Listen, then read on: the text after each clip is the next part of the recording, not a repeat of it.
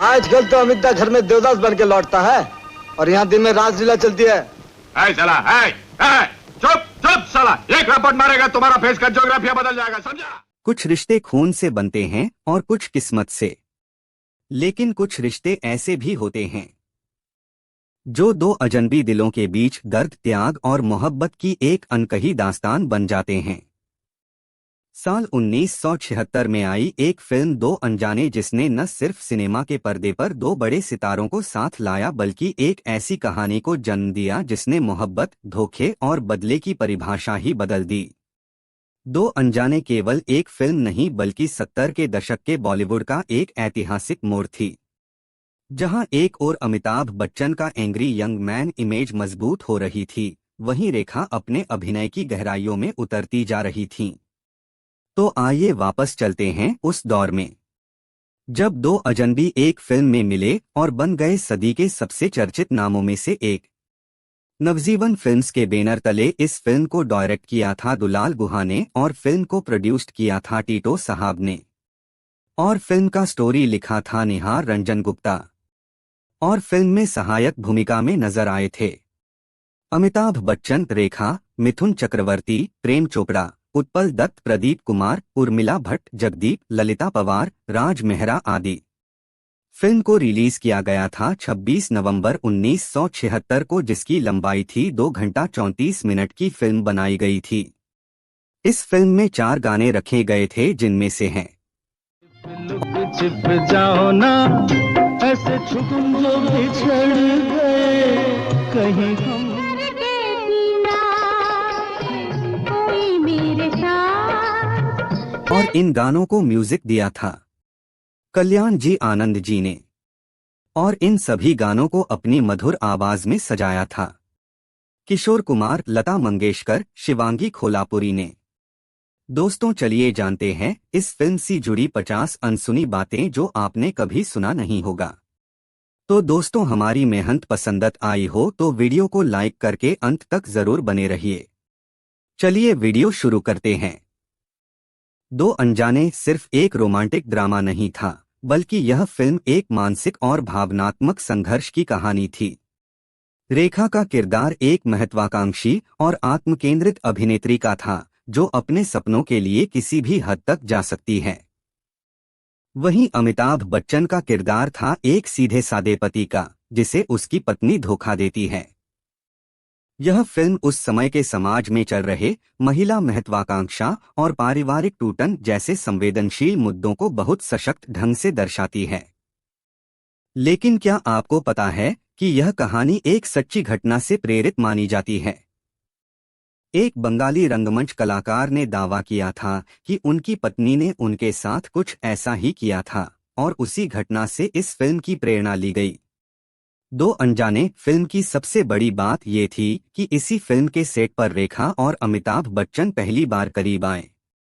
Shooting के दौरान दोनों में संवाद कम होते थे, लेकिन कैमरे के पीछे उनकी नजदीकियां धीरे धीरे बढ़ने लगीं।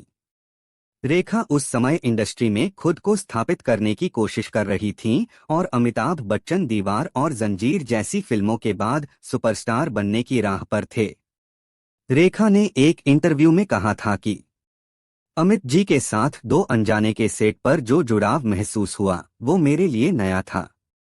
यहीं से शुरू हुआ था बॉलीवुड का सबसे चर्चित और रहस्यमयी रिश्ता। क्या आप जानते हैं, रेखा ने खुद कबूल किया है कि उन्हें अभिनय का शौक नहीं था। उनका सपना था एयर होस्टेस बनना, लेकिन पारिवारिक दबाव और आर्थिक संकटों के कारण उन्हें फिल्मों में आना पड़ा।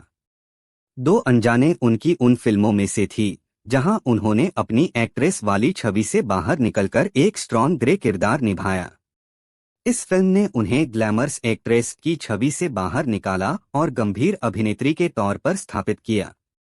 इस फिल्म में रेखा का किरदार एक ऐसी औरत का है जो अपने पति को छोड़कर बॉलीवुड में स्टार बनने निकलती है, लेकिन जब पति लौटकर आता है तो वह खुद को संभाल नहीं पाती। आलोचकों ने कहा कि रेखा ने जैसे अपने जीवन की सच्चाई को अभिनय के जरिए जिया। फिल्म के एक संवाद पर गौर कीजिए। तुम्हारी दुनिया मेरे लिए एक सपना थी और मैंने वो सपना जी लिया। अब सिर्फ सच्चाई बाकी है। कई लोगों का मानना है कि ये लाइन जैसे रेखा की जिंदगी के लिए ही लिखी गई हो। इससे पहले की फिल्मों में रेखा की आवाज को डब किया जाता था, लेकिन दो अनजाने वो फिल्म थी जिसमें पहली बार रेखा की असली आवाज इस्तेमाल की गई। निर्देशक ने कहा था, अब रेखा सिर्फ सुंदर चेहरा नहीं है, अब उनकी आवाज में भी आत्मा है। फिल्म कोहरा 1993 के उस विशेष सीन में जहां आयशा झुलका बिस्तर से उठती हैं और अरमान कोहली को देखती हैं जो चेहरे पर लिपस्टिक के निशान के साथ बेबस बैठा होता है, उस सीन की पृष्ठभूमि में जो सस्पेंसफुल म्यूजिक बजता है वह 1976 की फिल्म दो अनजाने के थीम म्यूजिक से प्रेरित या सीधे तौर पर लिया गया प्रतीत होता है। जब मृणाल सेन ने अपनी फिल्म मृग्या के लिए एक नए चेहरे की तलाश शुरू की तो ऑडिशन कलकत्ता, अब कोलकाता में रखा गया। उस समय मिथुन चक्रवर्ती मुंबई में थे और वे काफी संघर्ष कर रहे थे। उनके पास इतने पैसे भी नहीं थे कि वे ट्रेन का टिकट लेकर कलकत्ता जाकर ऑडिशन दे सकें। इसी समय मिथुन कुछ समय के लिए फिल्म उद्योग में छोटे मोटे काम कर रहे थे, जैसे junior artist coaching, body double और असिस्टेंट का काम। उस दौरान उन्हें अमिताभ बच्चन के साथ एक फिल्म के सेट पर काम करने का मौका मिला, संभवतः डॉन या कोई और फिल्म। अमिताभ बच्चन ने मिथुन की प्रतिभा को पहचाना और उनके व्यवहार से प्रभावित हुए। जब मिथुन ने अमिताभ बच्चन को अपनी समस्या बताई कि उन्हें मृणाल सेन की फिल्म के लिए ऑडिशन देने कलकत्ता जाना है लेकिन उनके पास पैसे नहीं हैं, तो अमिताभ बच्चन ने बिना कुछ सोचे समझे उन्हें आर्थिक मदद दी। उन्होंने मिथुन का हौसला भी बढ़ाया और उन्हें सपनों को छोड़ने से मना किया।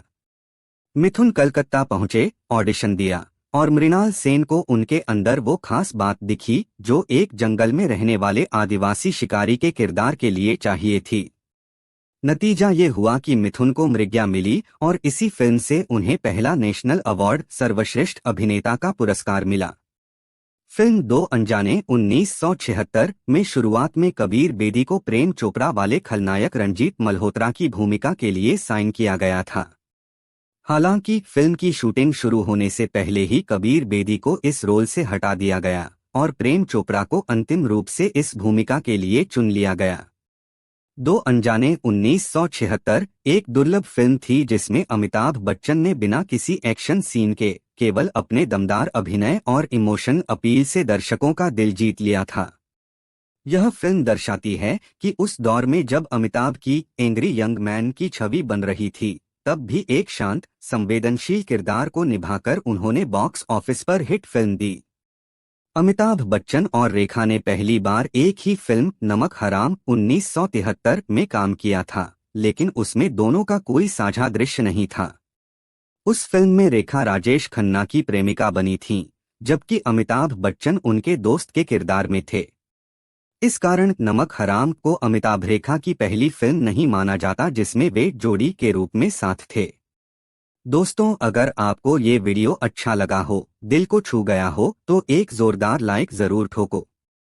वीडियो को अपने यारों दोस्तों और फैमिली के साथ शेयर करना मत भूलिए, क्योंकि कृष्णा फिल्मी टीवी लाता है आपके लिए बॉलीवुड की सबसे अनसुनी, सबसे दिलचस्प कहानियां। और हाँ, ऐसे ही और वीडियो देखने के लिए हमारे चैनल कृष्णा फिल्मी टीवी को सब्सक्राइब जरूर करें और बेल आइकन दबा दीजिए ताकि कोई भी मसालेदार वीडियो आपसे छूट न जाए। मिलते हैं जल्दी ही एक और जबरदस्त वीडियो में। तब तक के लिए जय हिंद, जय भारत। Yeah.